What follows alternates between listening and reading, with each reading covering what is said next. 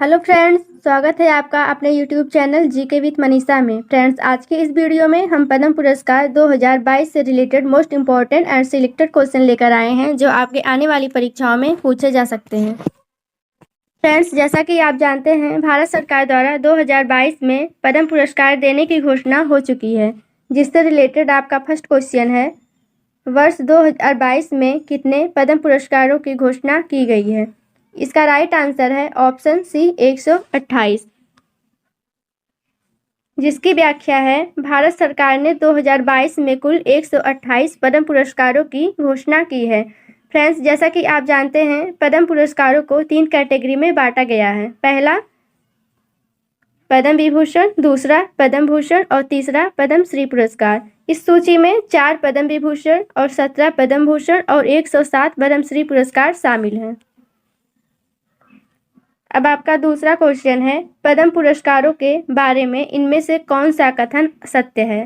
पहला है, पद्म पुरस्कार भारत के सर्वोच्च नागरिक पुरस्कारों में से एक है। ये तो सही है।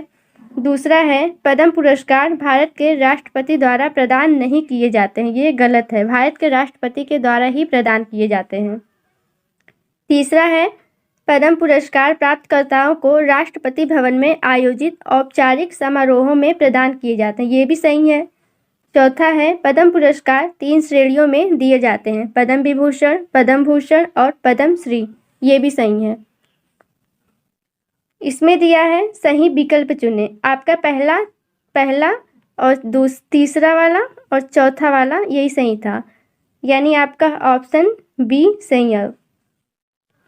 आपका अगला क्वेश्चन है, इसकी व्याख्या है, पद्म पुरस्कार भारत के सर्वोच्च नागरिक पुरस्कारों में से एक है, जो भारतीय राष्ट्रपति द्वारा राष्ट्रपति भवन में 3 क्षेत्रों पद्म विभूषण, पद्म भूषण और पद्म श्री में आयोजित औपचारिक समारोहों में प्रदान किए जाते हैं। फ्रेंड्स, अब आपका तीसरा क्वेश्चन है, कितने ट्रांसजेंडर पुरस्कार विजेताओं को पद्म पुरस्कार 2022 से सम्मानित किया जाएगा। इसका राइट आंसर है ऑप्शन डी 0, जिसकी व्याख्या है, भारत सरकार द्वारा घोषित पद्म पुरस्कार 2022 में एक ट्रांसजेंडर पुरस्कार विजेता शामिल नहीं है। 2021 में मठ बी मंजम्मा जोगती एकमात्र ट्रांसजेंडर पुरस्कार विजेता थीं। अब आपका चौथा क्वेश्चन है, पद्म पुरस्कारों को कब रुकावटों का सामना करना पड़ा। इसका राइट आंसर है ऑप्शन ए, जिसकी व्याख्या है, पद्म पुरस्कारों को वर्ष 1978 और 1979 और 1993 से 1997 के दौरान संक्षिप्त रुकावटों का सामना करना पड़ा। आपका पांचवा क्वेश्चन है, इस वर्ष कितने मरणोपरांत पद्म पुरस्कारों की घोषणा की गई है। इसका राइट आंसर है ऑप्शन बी 13, जिसकी व्याख्या है, 13 लोगों को मरणोपरांत पद्म पुरस्कार 2022 से सम्मानित किया जाएगा। आपका छठा क्वेश्चन है, निम्नलिखित में से कौन भारत में सर्वोच्च पद्म पुरस्कार है। इसका राइट आंसर है ऑप्शन ए पद्म विभूषण। सर्वोच्च नागरिक पुरस्कार वह भारत रत्न है, लेकिन सर्वोच्च पद्म पुरस्कार पद्म विभूषण है, जिसकी व्याख्या है, पद्म विभूषण भारत में सर्वोच्च पद्म पुरस्कार है। इसके बाद पद्म भूषण और पद्म श्री हैं। अब आपका सातवां क्वेश्चन है, विदेशियों NRI, PIO, OCI की श्रेणी के कितने लोगों को पद्म पुरस्कार 2022 से सम्मानित किया जाएगा। इसका राइट आंसर है ऑप्शन ए 10। उत्तर ए इसका सही है, जिसकी व्याख्या है, पद्म पुरस्कार 10 पद्म पुरस्कार विजेता 2022 विदेशियों NRI, PIO, OCI की श्रेणी से हैं। फ्रेंड्स, अब आपका आठवां क्वेश्चन है, महिलाओं को कितने पद्म पुरस्कार 2022 प्रदान किए जाएंगे। इसका राइट आंसर है ऑप्शन ए 34,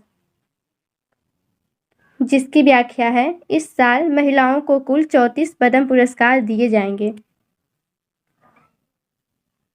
अब आपका 9वां क्वेश्चन है, पद्म पुरस्कार कब स्थापित किए गए थे। इसका राइट आंसर है ऑप्शन सी 1954 में, जिसकी व्याख्या है, पद्म पुरस्कार 1954 में स्थापित किए गए थे। उनकी घोषणा प्रतिवर्ष गणतंत्र दिवस की पूर्व संध्या पर की जाती है और पद्म पुरस्कारों के विजेताओं का चयन पद्म पुरस्कार समिति द्वारा की गई सिफारिशों के आधार पर किया जाता है।